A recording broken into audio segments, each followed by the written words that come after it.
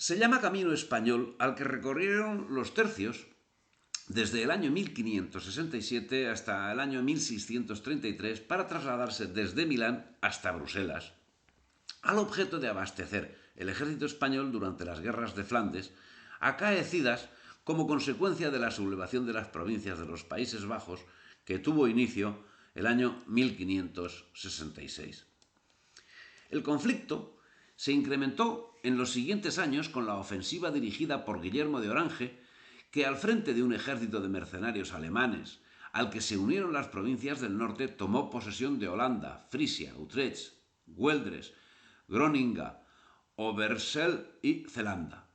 En 1578 declaraba la independencia de las conocidas como Provincias Unidas. Si bien las tropas que combatían a los rebeldes eran flamencas, el curso de la sublevación desbordó todas las expectativas y forzó el aporte de tropas, que bien podía haberse llevado a cabo por mar, pero esta conexión acarreaba una serie de dificultades que se veían agravadas por el hecho de que una parte importante de la costa de los Países Bajos estaba bajo el control de los rebeldes, lo que se unía a que el Canal de la Mancha estaba bajo el control de Francia y de Inglaterra. Ambos, como se sabe, bueno, hoy casi nadie lo sabe, enemigos de España. La alternativa, obra de Fernando Álvarez de Toledo, duque de Alba, se basaba en el proyecto diseñado por Antonio Perrenot de Granvela, que era natural del Franco Condado, en 1563, y consistía en hacer el trayecto por tierra. Partiendo de Milán, las tropas transitarían por territorios que estaban bajo control español o de aliados. Estos eran Génova, el Ducado de Milán, el Ducado de Saboya, el Franco Condado, Lorena, Ducado de Luxemburgo y Obispado Libre de Lieja. Consecuencia tanto de las alianzas como de las circunstancias climáticas, el camino conoció varios trazados, siendo que se llegan a contabilizar hasta 6 rutas y cada una de ellas con sus variantes. La ruta principal, iniciada por el duque de Alba en 1567, comenzaba en Milán, traspasaba los Alpes por Saboya y continuaba por el Franco Condado, Lorena, Luxemburgo y el Obispado de Lieja y Flandes. Pero recién iniciado el siglo XVII y como consecuencia de la alianza entre Francia y Saboya, se abrieron rutas alternativas a través de los valles suizos de Engadina y la Valtelina, para seguir por Alemania hasta Alsacia, donde tras cruzar el Rin continuaban hacia Flandes. La creación del camino significó el desarrollo de multitud de cuestiones, entre las que no son de orden menor las logísticas y las diplomáticas, siendo que emisarios de la corona precedían los viajes con objeto de obtener los preceptivos permisos sin los cuales no podía avanzar.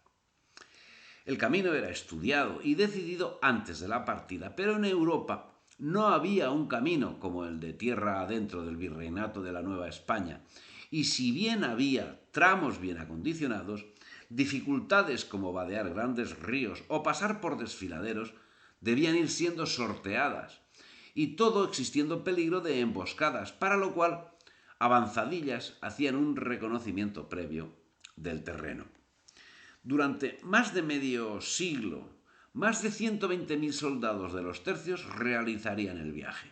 Y durante ese tiempo, los mejores diplomáticos allanaban el terreno político, mientras los mejores ingenieros dedicaron su labor a crear pasos de montaña, a ensanchar caminos y a levantar puentes.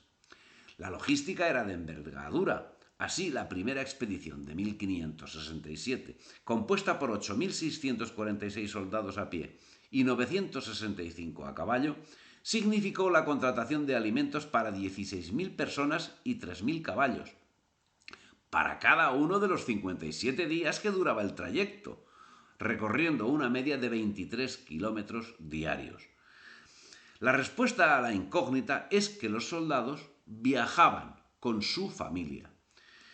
Logística que tenía reflejo en cada una de las paradas del ejército, en cuyo lugar se había contratado todo lo necesario para la marcha, que era servido por comerciantes del lugar y por lugareños que hospedaban en su casa a los soldados.